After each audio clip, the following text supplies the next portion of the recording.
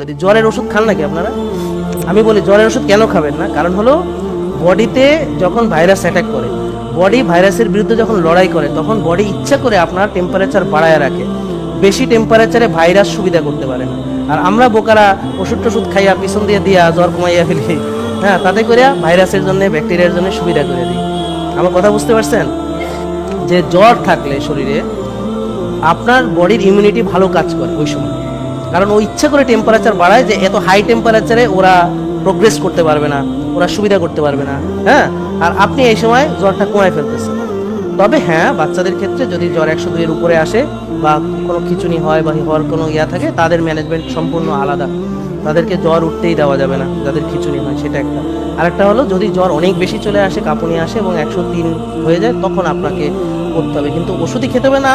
আপনি ধরেন স্পঞ্জ করতে পারেন, আপনি ধরেন এটাকে যে হট হালকা গরম পানিতে ভিজাবে, যে স্পঞ্জ করে গাটা মুছিয়ে আস্তে আস্তে আস্তে আস্তে, এটা হলো যে সবচেয়ে ভালো ওষুধ যত কম খাওয়া। বুঝতে পারছেন?